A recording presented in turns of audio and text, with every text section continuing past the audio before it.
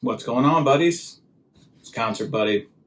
Have you ever been catfished? Now, I'm not talking about going fishing for catfish. I'm talking about catfish where you were taken for a ride on fake people and fake promises and all that kind of stuff. Well, I was almost catfished for a vinyl record. Let me tell you about it after the break.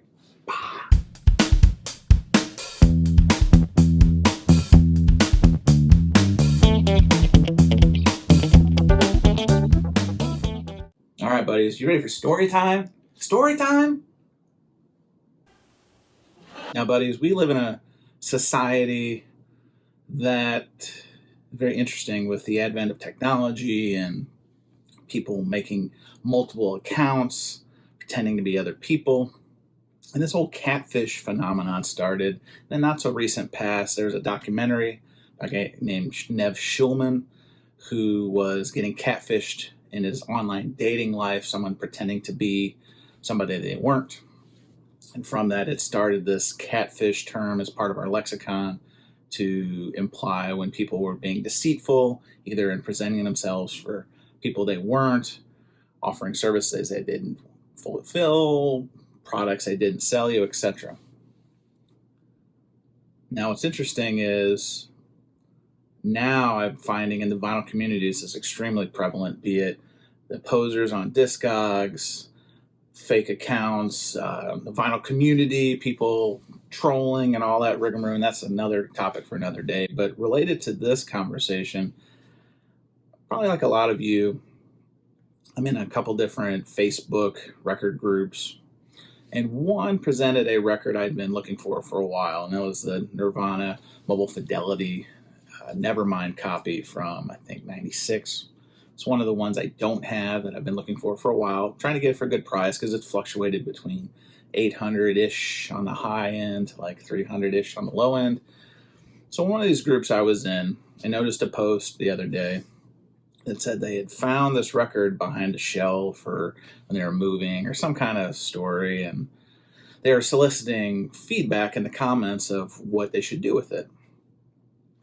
People are like, oh, that's great, I'll buy it from you, this, that, or the other. I didn't think anything of it because generally the Facebook record groups, I haven't really been buying anything for a long time. There's been a lot of more auction type stuff going on, similar to what's happening on YouTube, and no judgment, that's not what this is about. It's more of, I just haven't seen anything worth taking that leap, especially with people you don't know, and you get into the how do you pay them. Most people, by now, if you're kind of serious about record collecting, you probably have a PayPal set up, mainly for Discogs integration, but eBay, a lot of these other services, I think can take PayPal. eBay, I think, does their own payment thing now, but they used to take PayPal back in the day.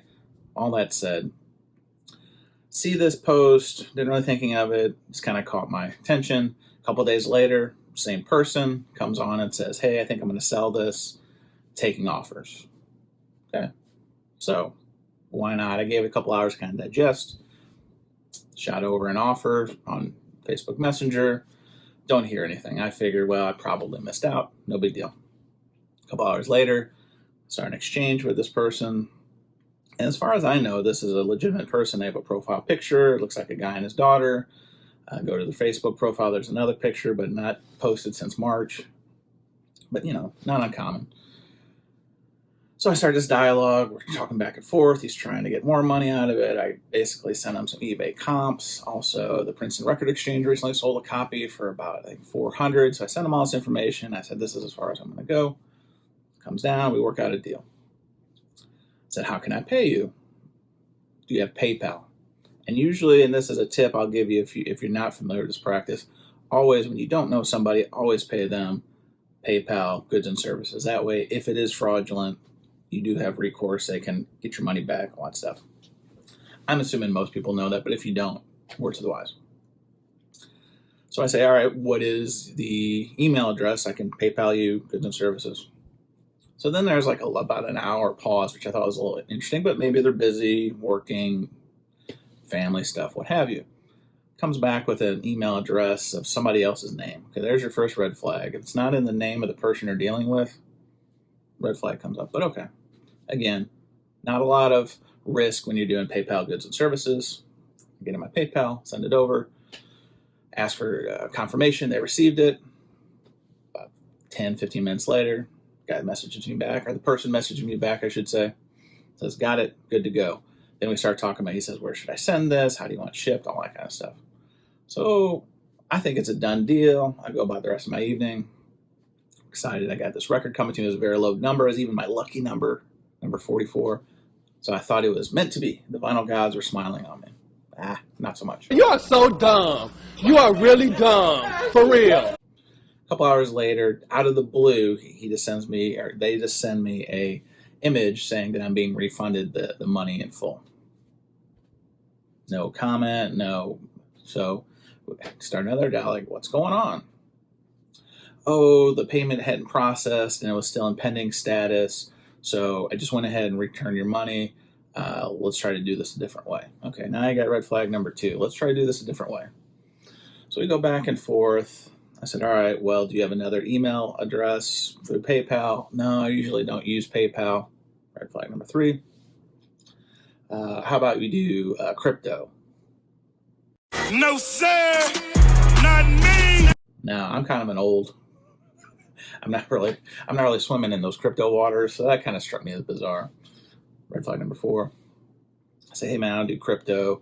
There's another way that you can accept payment where I have some kind of buyer's protection. I'm totally in. If not, like, I can't do it. So then he starts hitting me with all these screenshots. Screenshot of his crypto balance, like $21,000, also in a different name. Red flag number 5. Then another of a transaction, said this has been happening to him a lot lately through PayPal. And again, said, not an avid PayPal person, so he claimed, or so he later told me. And it's a screenshot where whoever they were talking to sent the money to a different address, a different email address than what I had sent it to. I said, this happens all the time. If you could just send it friends and family, I think we'll be fine. Whoa. All right, red flag. This is the biggest red flag. If you could just send it friends and family. Now, for the unaware, if you're just sending money electronically to friends and family, like Venmo sometimes can do this too, there's no protection. You're taking that you understand who you're sending it to, you know them directly, etc., etc. I don't know this guy from Eve to Steve. I'd only started talking to him that day, or them. Again, I say him as kind of a default. I don't know who this person was. We'll get into that.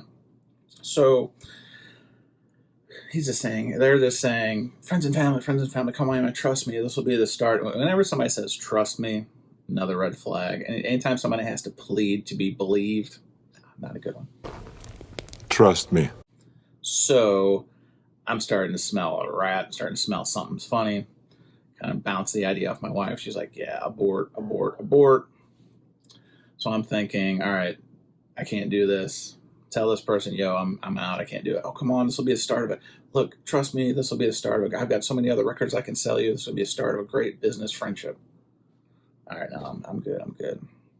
A couple years ago, side note, I kind of was very trusting in a different situation for some concert tickets on Facebook. Again, Facebook, probably not the best thing.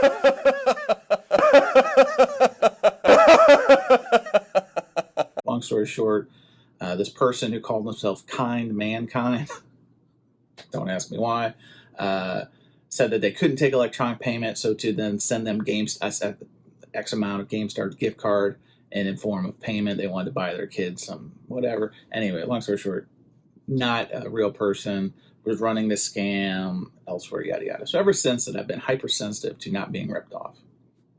So fast forward back to this situation, I call the deal off. The person says, all right, no harm, no foul. If you change your mind, let me know. Have a nice day.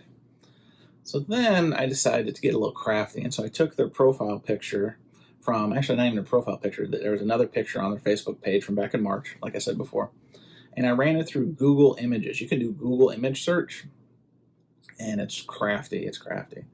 So I throw this image in there, and wouldn't you know, it comes back with an Instagram profile of somebody who looks legitimate, who has tons of pictures of the guy and his daughter. That's all the content on this Instagram page. The person has a completely different name than the person pretending to be them on Facebook. Eerily said that they were from the same area, I think Boston, that the person on Facebook who I'd been talking to said they were also from. So some of that kind of creative license, I think, was going on. But the long and the short of it is clearly not the same person I'd been dealing with. I mean, because if you were this person on Instagram, clearly your name's out there. He had a website talking about him and his daughter's relationship. Looked very legitimate. To the Facebook profile of the person I was talking to, who only had a profile picture and another picture and kept saying mate, which I know some people from the Northeast and they don't really say mate. That's more of like a Australian type of thing. So there's a lot of, in that conversation, a lot of come on bro, come on mate, trust me bro, trust me. Very strange. So all that said, backed away from the deal, and I'm glad I did. So I say this not as a woe is me thing. I obviously got my money back. I didn't get ripped off in this instance, but there's so much fraud going on online, even in the vinyl community in these type of situations. Like I said, Discogs is rampant with fraudulent sellers, and they're doing jack squat about it. I'm really down on Discogs right now because they're doing next to nothing to corral all this fraudulent activity and the people who are spamming up your want list feeds with records that are not legitimate.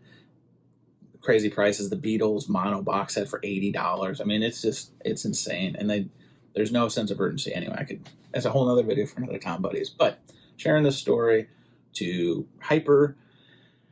to make you aware of these kind of things, particularly when you don't know somebody directly or you don't have a reference. Like I said, I'm in a couple other different of these Facebook record groups. If I knew somebody in this group who could vouch for this person, maybe it'd be a little bit more inclined to deal directly with them in a friends and family type way. But you always, always, always make sure that you CYA cover your ass when it comes to this stuff, because if you don't know people, you can't trust people, especially when you're buying records that are not exactly cheap. Too much risk. Be smart. If it's too good to be true, it truly is. Mr. T here, and I got a question for you. Have you ever wanted to believe in something, even though you knew it couldn't be true? Did you ever want to believe it so bad you didn't pay attention to what your common sense was telling you? Anyway, buddies, thanks for my little soapbox presentation. Appreciate you watching. Please like, subscribe, tell me I suck, all that kind of stuff in the comments below. But until then, don't get catfished, buddies. It's not fun. Listen to your records, and when you get the chance, just spin it. See you soon. Well, well, well. How the turntables... Well, we out of time.